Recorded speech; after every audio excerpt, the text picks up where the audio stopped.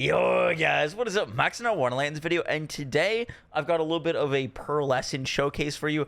I have went out and farmed all 9 of the pearlescent pieces of gear in Wonderlands Redux. It took me about 1,000 boss kills in total to get all 9 of them, and I wanted to show you guys off where they come from, what they do, and how I've kind of built around them, or how I would build around them. Hope you guys enjoyed the video. Let's get right into it.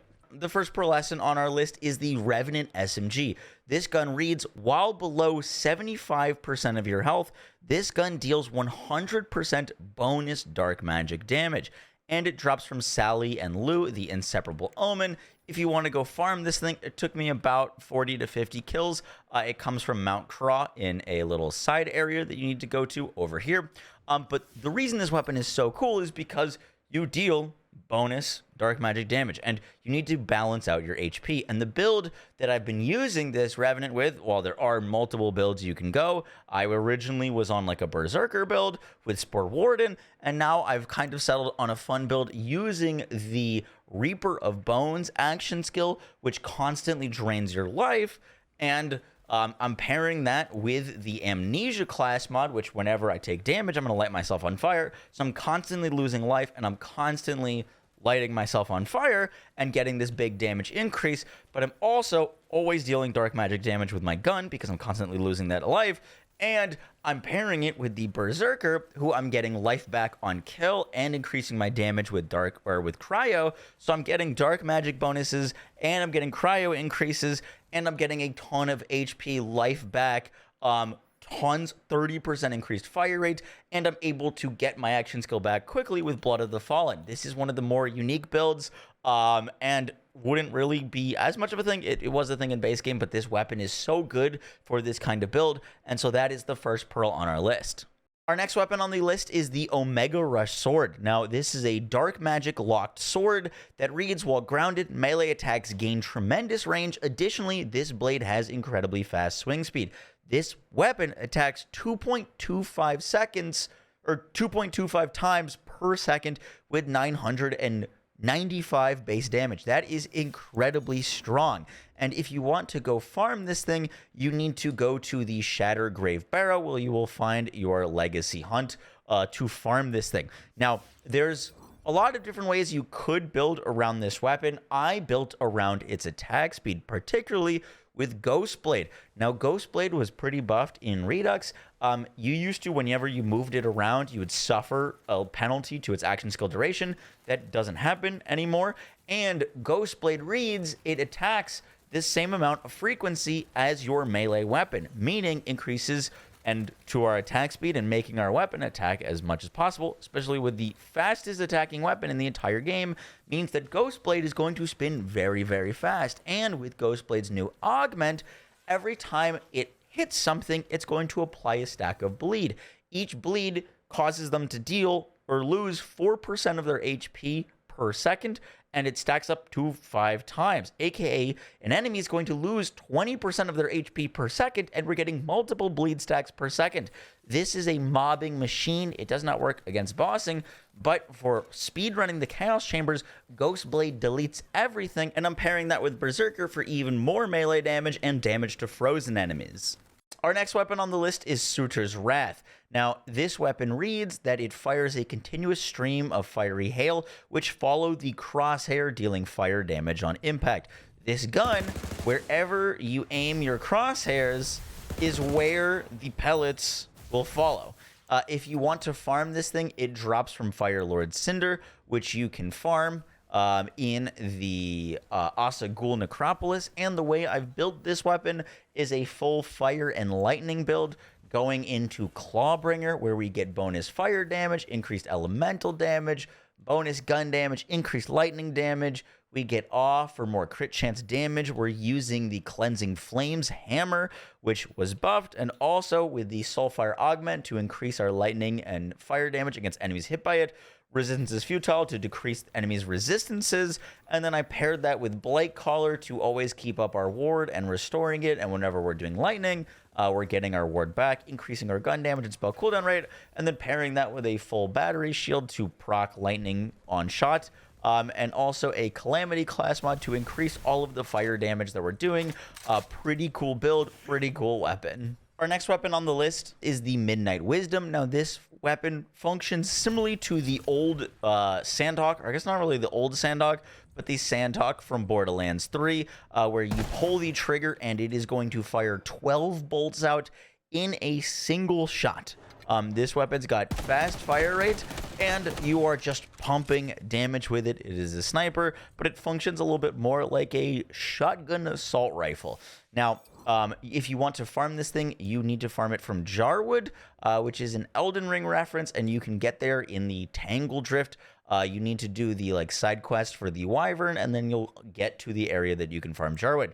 Now, there's a lot of different ways that you could build around this weapon. The way that I've been using it is on a full lightning sniper build with Clawbringer Spore Warden. Spore Warden was changed in a few ways. One, Barrage now has an augment that when you hit enemies with Barrage, not only do they get debuffed by Wrath of Nature, but they take a further debuff from sniper rifles.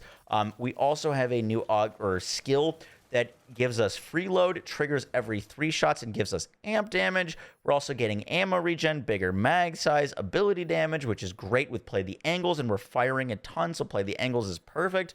And more cooldown for our barrage so that we can use it more often. We're getting bonus fire damage, increased elemental damage, and one of the biggest things with the Clawbringer's tree is we get a ton of increased lightning damage. This sniper drops dedicated as lightning. It is only lightning. And so using this with a sniper Clawbringer Spore Warden build is a super cool way to play. Our next weapon on the list, and possibly my favorite Pearl here, is the Winter's Edge Shotgun. Now, this fires out a 3-round burst of core-shattering nitrogen projectiles that explode on impact. Now, this shotgun is farmed from Freezicles in Mount Craw, and it shoots out this 3-round burst of, once again, these projectiles that seek out enemies. Now, on its own, this gun is actually not super great, but the key to using this thing is pairing it with the new class mod.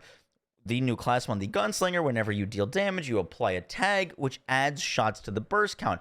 This turns this 3-round burst shotgun into basically a full auto cryo butcher that hits really, really hard. Now, there's a lot of different ways to play this. The Berserker plus Graveborn build is really good with this that I was messing around with. I'm currently rocking it on a Spore Warden Berserker Feral Surge build because this weapon's biggest downside is its accuracy. It does have seeking projectiles, but those seeking projectiles aren't great at seeking, and so you want to be up close to enemies as fast as possible. So I've been using Feral Surge to jump in on enemies. Things like Freeload, which is going to amp our shots and not consume ammo, plus give us bigger mag size, are amazing for this. Plus, we can Play the Angles for more ability damage, Wrath of Nature, and some more survivability, and a giant damage multiplier to slowed enemies with the Berserker tree. If you wanted to, you could capstone Berserker with this, but it's such a fun build and such a super aggressive playstyle. I've been really enjoying this shotgun. Next up on our list is the Mulligan Pistol. Now, the Mulligan Pistol is a Torg Pearlescent pistol that reads, shots have a chance to return ammo to the mag. Additionally, features a secondary firing mode which shoots magma orbs, debuffing enemies for 10 seconds. Now, this debuff is a pistol debuff. Enemies that are hit by these magma orbs take up to 100% increased damage once they get hit by those magma orbs. And the way that I've built this pistol is I focused on the fact that it has a chance to return ammo, and it is also a full auto pistol. Think of this thing kind of like a Maggie, but in Torg form, and it can debuff for itself. It's actually pretty nice. And so the way I've built for this is I wanted to be able to fire this weapon infinitely. Kind of like a Moe's meets the Maggie kind of type deal. And so for that, I actually went to Spell Shot to get a ton of gun damage, reload speed, a ton of fire rate. We're able to add a element to our weapon, which we weren't able to do before, and we're also able to increase further gun damage in the Spell Shot, as well as a bunch of free spellcasting with Polymorph. You could go Ambihextrous as well.